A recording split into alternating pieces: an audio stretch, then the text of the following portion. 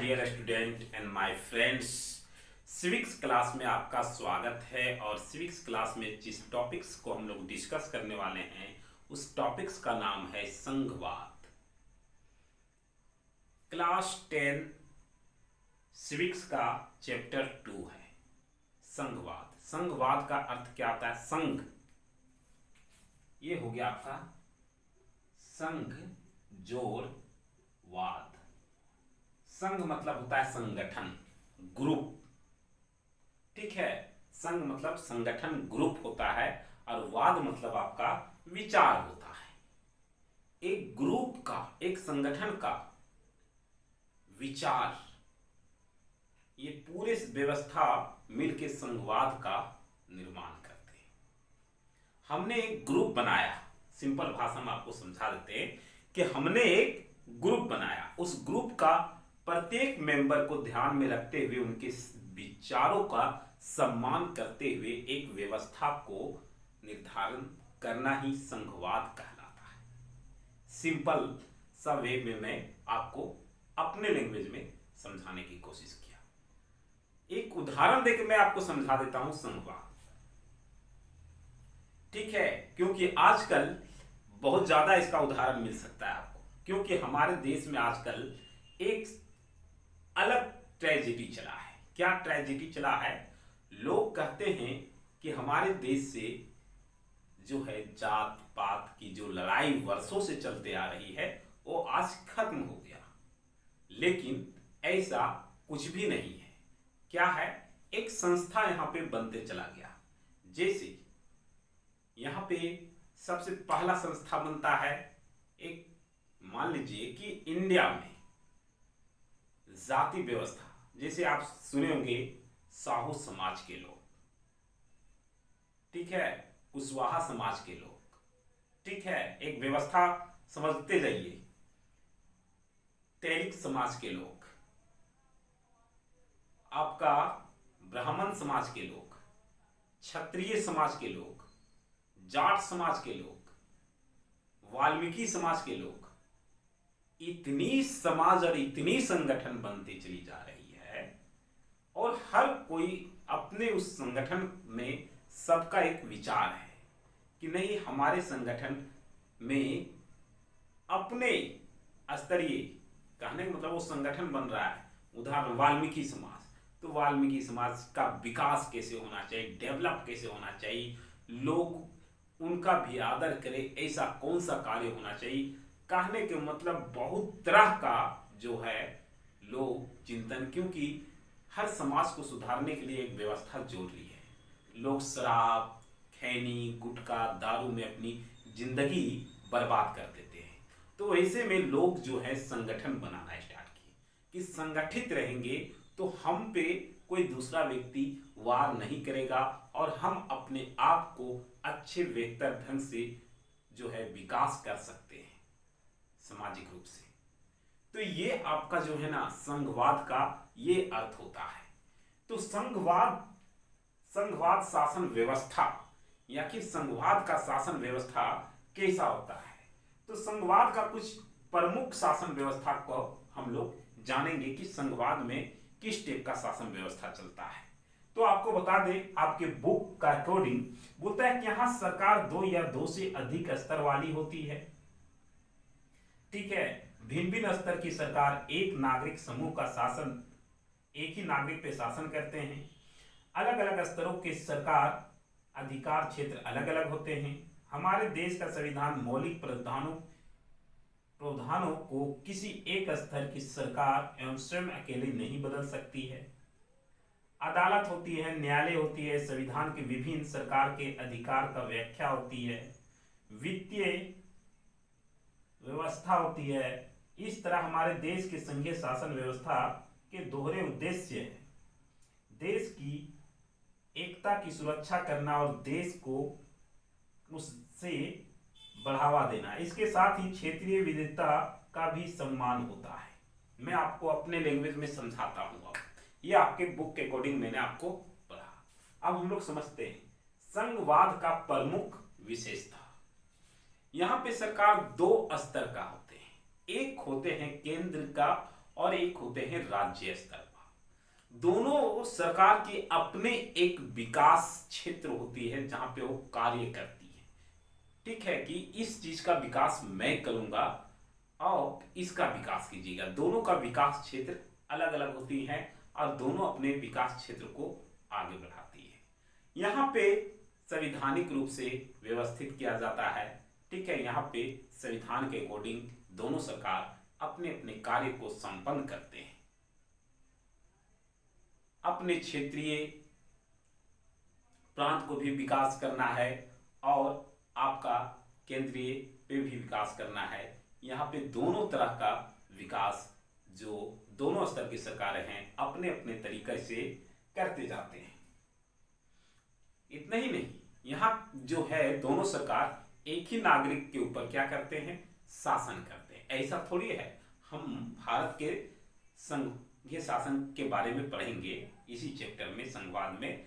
तो बता दें कि केंद्र सरकार भी हमारे ही ऊपर शासन करती है और राज्य सरकार भी हमारे ही ऊपर शासन करती है। ऐसा तो नहीं है कि केंद्र सरकार के लिए कोई और किसी और नागरिक के ऊपर शासन करता हो और राज्य सरकार किसी और नागरिक के ऊपर शासन करता हो। बिल्कुल नहीं, एक ही नागरिक के ऊपर दोनों सरकार शासन करती है। अब बात करते हैं कि इनका विकास ही करना काम नहीं होता है, बल्कि उन्हें सुरक्षा प्रदान भी देना ये संघीय शासन के ही काम होता है। प्लस संघीय शासन जो है अपने क्षेत्र को डेवलप करने का भी कार्य करती है। अब हम आगे बोलता है संघवाद का बुराइयां। संघवाद में क्या है कि दो स्तर पे सरकार कार्य करती है। केंद्र सरकार के पास सारी शक्ति होती है, अधिक शक्ति होती है, और केंद्र सरकार जब चाहे तब क्या करती है कि राज्य सरकार के कामों पे हस्तक्षेप कर सकती है, जिससे लोगों को बुरा लगता है कि ये नहीं होना चाहिए। दूसरी बात है कि वहां पे विशेष अधिकार एक विशेष क्षेत्र पे कार्य कर रही है, सबका कुछ अधिकार दिया गया है, और केंद्र सरकार जो है, केंद्र सरकार के पास सारी शक्तियां क्या होती है, निहित होती है। मतलब उसके पास पावर है, वो जो बोल देगा एक बार वो मानना पड़ेगा। तो जस्ट इसका उल्टा कह सकते हैं कि केंद्र सरकार के पास जो पूर्ण शक्तियां हैं वो अच्छा नहीं लगा हमको भैया, लेकिन एक तरह से वो अच्छा भी होगा। ठीक है, कानून बनाने का काम जो है केंद्र सरकार कर सकती है अपने अनुसार राज्यों के लिए। ठीक है, जिस पे राज्य सरकार हस्तक्षेप नहीं कर सकती है, ये व्यवस्था उनको अच्छा नहीं लगा। समझ रहे हैं ना। तो ये कुछ थोड़ी मोड़ी बुराइयां भी है अगर निकालेंगे तो। चलिए हम लोग आगे चलते हैं। संघवाद का प्रकार। ठीक है, एकात्मक, संघ, संघात्मक। पहले हम लोग चलते हैं साथ आकर संघ बनाना। साथ आकर संघ बनाना, दोनों एक ही चीज है, अलग नहीं, बट समझिएगा कि ये दोनों की स्टेप अलग अलग कार्य को करती है।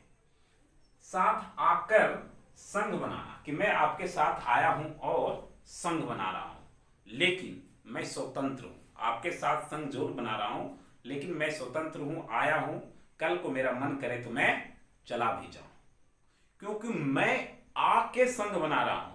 कहने का मतलब है वहां के जो ऑस्ट्रेलिया और अमेरिका उदाहरण के तौर पे है, वहां राज्य जो है वो उनके साथ जुड़े हैं कि मैं आपके साथ जुड़ के एक संगठन का तैयार कर रहा हूं। समझ रहे हैं ना कि मैं आपके साथ आया हूं और आपके साथ मिलकर अपने आप को विकास करूंगा, डेवलप करूंगा, लेकिन जिस दिन मेरे को आपका पॉलिसी अच्छा नहीं लगेगा, नीति अच्छा ना लगेगा, मैं आपका साथ छोड़ दूंगा। समझ रहे हैं ना। तो ये है आपका साथ आकर संघ बनाना के मतलब। अब ये देखिए, ये कमजोर होता है, ये भी है संगठन और ये भी है संगठन, दोनों है संघवाद, लेकिन दोनों में जमीन आसमान का फर्क है। ये बहुत कमजोर होता है जबकि ये बहुत ही मजबूत होता है। ये कभी भी टूट सकता है लेकिन ये टूटेगा नहीं।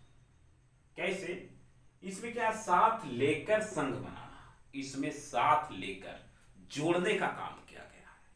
ठीक है, कि तुम मेरे साथ हो और तुमको रहना होगा मेरे साथ, जब तक हम हैं तब तक तुमको भी मेरे साथ देना होगा। यानी कि इकाइयों को, छोटे छोटे टुकड़ों को जोड़ के संघ को बना देना। समझ रहे हैं ना?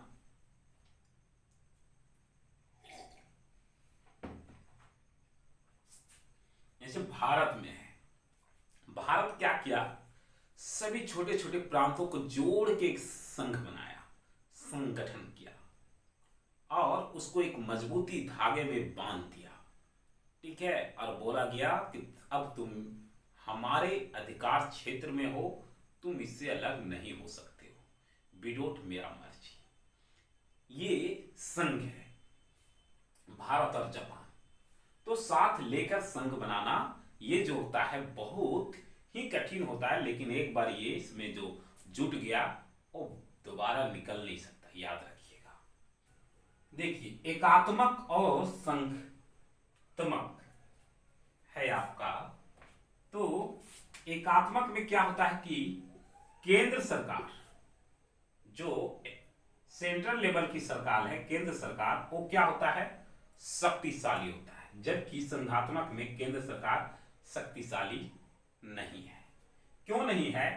क्योंकि केंद्र सरकार, यहां पे जो केंद्र सरकार है वो शक्तिशाली है क्योंकि ये वाला है, और संघात्मक ये वाला है, अमेरिका वाला। यहां क्या है कि केंद्र का शक्तियां बटा हुआ है। समझ रहे हैं ना? केंद्र का शक्तियां बटा हुआ है कि इसमें जितने भी लोग आए जुड़े हैं भैया, अगर अमेरिका के साथ मैं जुड़ा हूं, उसके स्टेट जुड़ा हुआ है, ठीक है, तो अगर उनकी पॉलिसी मुझे अच्छा लग रहा है तो मैं उनके साथ कार्य करूंगा, काम करूंगा। लेकिन उनकी पॉलिसी अच्छा ना लगे तो मैं कार्य नहीं करूंगा, मना कर दूंगा। यह है संघात्मक शासन व्यवस्था, जबकि भारत और जापान में ऐसा नहीं है। अगर यहां पे एक उदाहरण आपको दे देते हैं कोरोना काल का। कोरोना काल में क्या हुआ कि बहुत ज्यादा जब बीमारी फैलने लगी तो केंद्र सरकार का एक आदेश आया कि ऑल इंडिया क्लोज। तो इसमें जब केंद्र सरकार बोल दिया कि पूरा भारत बंद हो जाएगा, तो किसी भी स्टेट के सरकार उसमें हस्तक्षेप नहीं कर सकता है, या ये नहीं कह सकता कि मैं अपने स्टेट को क्लोज नहीं करूंगा। समझ रहे हैं ना? गजब का व्यवस्था। दोनों में अंतर देखिए कितना है। इसमें अगर अमेरिका ऐलान करता है कि पूरा स्टेट को क्लोज किया जाए, तो वहां पे ऑस्ट्रेलिया ऐलान करता है कि क्लोज किया जाए, तो वहां का कोई स्टेट ये भी कह सकता है कि मैं क्लोज नहीं करूंगा। लेकिन अगर भारत में कहता है कि बंद होना चाहिए, तो पूरा भारत बंद हो जाएगा। तो ये पावर है इसका, जो है एकात्मक में पूरा पावर केंद्र के साथ होता है, और इसमें पूरा पावर केंद्र के साथ नहीं बल्कि ये बटा होता है, पावर, शक्ति। तो यही डिफरेंस है दोनों एकात्मक और संघात्मक में। भारत और बेल्जियम की कहानी हम लोग जानेंगे, क्योंकि भारत और बेल्जियम दोनों जो है, भारत और बेल्जियम दोनों आपका क्या है, संघीय शासन व्यवस्था है। लेकिन दोनों में संघीय शासन व्यवस्था होने के बावजूद भी कुछ डिफरेंस है। दोनों बड़े हैं और संघीय व्यवस्था भी है, लेकिन डिफरेंस क्या है? डिफरेंस ये है कि भारत जो है से छोटे छोटे प्रांतों में जो है अपना लेबर कह सकते हैं कि ये बटा हुआ है, और उन्हें भी कुछ शक्तियां प्रदान दे रखी है। सिंपल भाषा में ये कहते हैं, जब बेल्जियम भी है संघीय, लेकिन ये शक्ति जो है वो छोटे प्रांतों में बांट के नहीं रखा। जैसे कि भारत में क्या है, राज्य, और राज्य के अंदर भी छोटे छोटे सरकारें हैं। जैसे हम लोग इसी चैप्टर में आगे पढ़ेंगे, वो सरकार जिला डिस्ट्रिक्ट लेवल के जितने भी सरकारें होते हैं, उनके पास भी कुछ शक्तियां दिया गया है ताकि वो विकास कर सके। समझिए ना? जबकि कानून बनाने का भी अगर काम होगा तो क्या है कि यहाँ पे भारत में कानून बनेगा, लेकिन वो शक्तियां आपस में डिस्कस करके ही बनेगी। लेकिन बेल्जियम में ऐसा नहीं है, वो कुछ छोटे स्तर के लोगों को व्यवस्था को पूर्ण रूप से उन्हें अधीन नहीं दिया है, पावर नहीं दिया है। चलिए हम लोग जब आगे इसी चैप्टर में आगे हम लोग पढ़ते जाएंगे तो समझ में आ जाएगा। जैसे भारत में संघीय व्यवस्था है, संघीय व्यवस्था है। अब भारत के संविधान केंद्र और राज्य के बीच शक्तियों का बंटवारा कैसे करती है, जबकि भारत एक संघीय व्यवस्था है तो बंटवारा कैसे करती है। अभी हम बताए थे यहाँ पे भारत और बेल्जियम में कि भारत में जो है ना शक्तियों का बंटवारा किया गया है, और नीचे लेवल पे कैसे, संघ सूची, संघ सूची में केंद्र के द्वारा देश में विकास होने किस प्रकार विकास किया जाए। संघ सूची में क्या है कि अपने देश को डेवलप करने के लिए कुछ विषय दिया गया है, कुछ काम दिया गया है कि तुम इस क्षेत्र में काम करोगे। लगभग पहले था 97 काम, अब प्रेजेंट में 100 काम हो चुका है। ठीक है, विषय उनको मिला है काम करने का, जिस विषय को मिला है उस विषय को डेवलप कर सकते हैं। जैसे विदेशी मामलों में केंद्र सरकार जो है से विदेशी मामलों में अपने लेन देन और अपने संबंध को मजबूत बना सकता है, ये केंद्र सरकार का काम है। ठीक है, मीडिया पे नियंत्रण करना, मीडिया को डेवलपमेंट करना, ये केंद्र सरकार का वर्क है। बैंकिंग के मामले में, मुद्रा के मामले में, ये सारे जो है ना वो केंद्र सरकार के द्वारा किए जाते हैं। तो उनकी एक विषय दिया हुआ है, ये टोटल 100 विषय है, हम लोग कभी जानेंगे। टोटल 100 विषय पे जो है वो केंद्र सरकार काम करती है, और इस पे राज्य सरकार किसी तरह से हस्तक्षेप नहीं कर सकती है। अब बात करते हैं राज्य सूची। तो राज्य सूची में पहले 66 था, अब घट के 61 हो गया। इनको सब्जेक्ट यानी कि विषय दिया हुआ है कि ये जो है इन क्षेत्रों में कार्य को संपन्न कर सकते हैं, डेवलप कर सकते हैं। राज्य सूची के अंदर आता है वाणिज्य, व्यापार, कृषि, सिंचाई, स्थानीय विकास के बहुत सारे मामले, विषय दिया गया है। कृषि संबंधित कोई भी तरह का कानून लाना चाहता है, अगर राज्य सरकार की, झारखंड सरकार अब चाहता है कि नहीं हमारे राज्य में भी जो है झारखंड में बहुत अच्छा से कृषि हो, बारिश का पानी को रोका जाए, यहाँ के किसानों के लिए एक नए कानून बनाया जाए। तो अगर ये ऐसा चाहते हैं झारखंड सरकार, तो अपने राज्य के किसानों के लिए नया कानून बना सकते हैं, उन्हें विकास के तौर पे ले जा सकते हैं अपने। तो ये राज्य के हाथ में है। व्यापार संबंधी कार्य को डेवलप करने का ये भी राज्य के अंतर्गत आता है। राज्य सरकार अपने यहाँ के व्यापार को किस प्रकार बढ़ावा दे सकते हैं। तो सिंपल भाषा में आप समझ सकते हैं, इनको 66 विषय था, उसमें से 5 घट चुका है और 61 विषय अभी है इनके पास, जिस विषय पे ये काम कर सकते हैं, उस विषय को ये डेवलप कर सकते हैं। हालांकि प्रेजेंट टाइम में वैसे सरकार नहीं कर रहे हैं, लेकिन हर सरकार कुछ ना कुछ कार्य को अपने विशेष क्षेत्र में रहकर ही कार्य को संपन्न कर रहे हैं। इस पे कानून बनाने का कार्य यही करेंगे। अब आती है समवर्ती सूची। नाम से ही आप समझ गए, सम मतलब ऐड, जोड़, वर्ती यानी कि दोनों सरकार मिलजुल के जिस पे कार्य करेगी वो होता है समवर्ती। और उसमें पहले था 47 और अब बढ़ गया है कितना, 52। क्यों बढ़ गया है 52? क्योंकि आपको बता दें कि इसमें से 5 घटा तो 5 घटा तो ये 5 इधर आ गया, समझ रहे ना। तो जिस पे अब कार्य जो है, इस पे कार्य करने का जो काम होगा समवर्ती सूची में, वो दोनों सरकार मिलकर कार्य करते हैं। किस क्षेत्र में? शिक्षा के क्षेत्र में। अगर शिक्षा से रिलेटेड कोई कानून बनाना है तो दोनों सरकार मिलकर आपस में डिस्कस करके और अच्छा व्यवस्था कर सकते हैं। वन कानून, जंगलों के बारे में, ठीक है ना। इन लोगों के पास लगभग पूरा प्रेजेंट में 52 विषय पर चर्चा कर सकते हैं और कार्य को बढ़ावा दे सकते हैं, डेवलपमेंट कर सकते हैं। इतना सारा इन लोगों के पास अभी विषय है। तो ये 3 प्रकार के भारत में केंद्र और राज्यों के बीच जो बंटवारा है शक्तियों का, वो बिल्कुल इस प्रकार से बंटवारा है, ठीक है।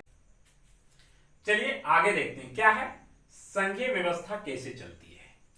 हम लोग संघीय व्यवस्था के बारे में तो जान चुके थे, लेकिन ये काम कैसे करती है, चलती कैसे है।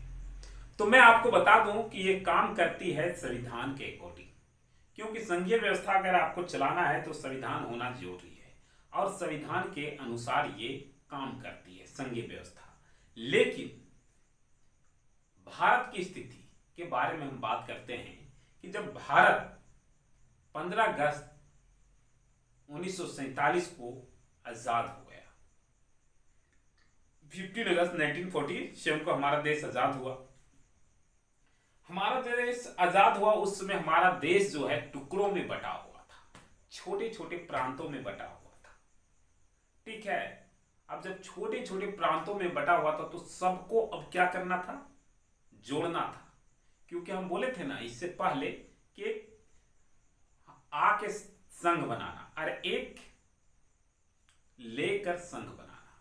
तो ये इंडिया क्या करना था, सबको लेके जो है एक संघ बनाना था, सबके साथ मिलके एक संघ बनाना था, ऐसा कंट्री का निर्माण करना था। अब छोटे छोटे प्रांतों में जब लोग थे तो सबकी अलग भाषा, अलग संस्कृति थी, जिसको किस आधार पे इंडिया के संविधान में जोड़ा जाए ये बहुत मुश्किल हो रहा था। कुछ लोग हमारे साथ जुड़ने के लिए रेडी थे, कुछ लोग ना जुड़ने के लिए रेडी थे। सबको समझाना पड़ रहा था कि आखिर ये वर्क कैसे करेगा, ये पूरा एक देश बन रहा है बहुत बड़ा, तो ये सब मिलके काम कैसे करेगा। तो यहाँ एक संविधान होगा, उस संविधान के अकॉर्डिंग हर कोई काम करेगा। तो यहाँ पे एक निर्णय निकला कि भाषा के आधार पे राज्य को बांटा जाए। तो भाषा के आधार पर राज्य को बांटना, क्योंकि राज्य को बांटना भी तो था, क्योंकि राज्य का कुछ क्षेत्र में भी उलटफेर हो रहा था, ठीक है। क्षेत्र में, एरिया में उलटफेर हुआ, ठीक है। भौगोलिक जिसको बोल सकते हैं कि भौगोलिक मापदंड में उसको चेंजेस आया, लेकिन भाषा के आधार पे उसको बांटना ठीक लगा। लेकिन प्रॉब्लम ये था कि लगभग 1500 भाषा बोली जाती थी पूरे इंडिया में, लगभग। उसमें से 114 का एक ग्रुप बन गया, समझ गए ना। जैसे झारखंड में, अगर हम झारखंड की बात करें तो यहाँ पे झारखंडी भाषा नागपुरी बोला जाता है। देखिए यहाँ नागपुरी के साथ खोटा, ठीक है, खोटा नागपुरी बोला जाता है। बहुत सारे भाषाएं हैं, हिंदी। तो कहने का मतलब है कि इसको भाषा के आधार पे बांट दिया गया। तो भाषा के आधार पे बांट दिया गया तो संविधान में लगभग जो है 22 भाषाओं को राष्ट्रभाषा के रूप में दर्जा दिया गया है, ठीक है। उसमें से हिंदी जो है एक राष्ट्रभाषा, हम लोग जानते हैं कि हमारी राष्ट्रभाषा हिंदी है, लेकिन हिंदी के साथ और भी 21 भाषा जोड़े गए हैं संविधान में। तो ये सभी जो है राष्ट्रभाषा के अंतर्गत ही आते हैं, ये 22 भाषा। पूरे इंडिया में हिंदी जो है वो लगभग 40% ही बोली जाती है। कितनी? 40% पूरे इंडिया में। अब संविधान रूप से 22 भाषाओं को राष्ट्रभाषा की दर्जा मिली हुई है। तो भाषा के आधार पे तो इसको स्टेट को बांट दिया गया। जैसे झारखंड में भी नीति आ रहा है कि यहाँ पे अपना, हर स्टेट का अपनी नीति है, अपना भाषा है, उसी आधार पे। इससे क्या चीज का फायदा होता है कि उस क्षेत्र के लोगों को जो है जॉब मिल सके और वो अपने क्षेत्र को डेवलप कर सके। मान लीजिए कि हमको बंगाली नहीं आता है, और वहाँ पे हिंदी का भाषा है, हर भाषा वहाँ पे लागू कर दिया जाए तो इधर का लोग वहाँ जाके जॉब करेंगे, लेकिन बंगाली भाषा जब करेंगे तो वहीं के लोग वहाँ जॉब करेंगे, जिससे उनकी डेवलप होगी, विकास होगी। झारखंड में भी ये नीति लागू हो रहा है ताकि यहाँ के लोग जो है उस भाषा का उपयोग कर सके और उनकी डेवलप हो सके। समझ रहे हैं ना? तो ये भाषा के आधार पे हमारे देश के राज्यों को बांट दिया गया। उसके बाद हम बात करते हैं केंद्र और राज्य का संबंध। केंद्र और राज्य का संबंध जो है समय के अनुसार कभी कभी बहुत बिगड़ते चला जा रहा था, क्योंकि यहाँ पे एक ऐसी सरकार भी बन रही थी जिसका नाम था गठबंधन। गठबंधन मतलब छोटे छोटे गुट मिलके गठबंधन करके सरकारें चला रही थी। और ये 1990 में जब है हमारे देश में गठबंधन की सरकार हुई तो काफ़ी ज़्यादा प्रॉब्लम झेलना पड़ा वहाँ पे, क्योंकि हर छोटी छोटी पार्टी जो है से गठबंधन करके बड़ा पार्टी बना रहे थे और सरकार बना रहे थे। तो भारत में इस सब से बचने के लिए भारत में विकेंद्रीकरण, यानी कि भारत जो है, अब मान लीजिए कि भारत को अच्छा डेवलपमेंट कराने के लिए इसको शक्तियों का बंटवारा करना पड़ा। शक्तियों का बंटवारा यानी कि छोटे छोटे प्रांतों में देना पड़ा। तो एक पंचायती राज आया। तो आता है अब पंचायती राज। ये लगभग पंचायती राज 1992 को लागू कर दिया गया, 73 और 74 संशोधन में। ये हालांकि पंचायती राज जो है आपका वो बहुत पहले हमारे संविधान में दिया हुआ था, क्योंकि यहाँ पे महात्मा गांधी और अंबेडकर के बीच में एक बहस होती है जो कि काफी लंबी चौड़ी बहस होती है। महात्मा गांधी का मानना था कि गांव का विकास तभी हो सकता है जब छोटे छोटे पंचायत हो, लेकिन अंबेडकर का मानना था कि अगर ऐसा होता है तो सत्ता फिर से गांव के पूंजीपतियों के हाथ में चला जाएगा और वो अपने ढंग से मनमानी करेंगे और गांव का विकास नहीं हो पाएगा। तो दोनों का तर्क अपने अपने जगह में सही था। इसके लेके बहुत बहस चला। बाद में इसका निर्णय ये हुआ कि रहेगा जो स्टेट इस कानून को अपनाना चाहेंगे वो अपना सकते हैं। ठीक है, इस पे मैंने एक वीडियो बना के डाला है पंचायती राज पे, पूर्ण रूप से उसमें मैंने आपको पूरा इसी के बारे में, टॉपिक्स के बारे में हम लोगों ने उसमें डिस्कस किया है। ठीक है, तो उस पे आप जाके देख सकते हैं। फिलहाल हम लोग यहाँ पे चलते हैं। ग्राम पंचायत। ये ग्राम पंचायत क्या होती है? गांव के या ग्राम के समूह मिलकर ग्राम पंचायत का निर्माण करते हैं। जो गांव है ना, कस्बा, वो समूह मिलकर ग्राम पंचायत का निर्माण करते हैं। और ग्राम पंचायत क्या करता है कि ग्राम पंचायत मिलकर पंचायत समिति का निर्माण करता है। और जो पंचायत समिति होते हैं वो पूरे मिलकर जिला परिषद का निर्माण करते हैं। ये तो समझ गया। ये जो ग्राम पंचायत क्या हुआ? ग्राम पंचायत का निर्माण कौन कर रहा है?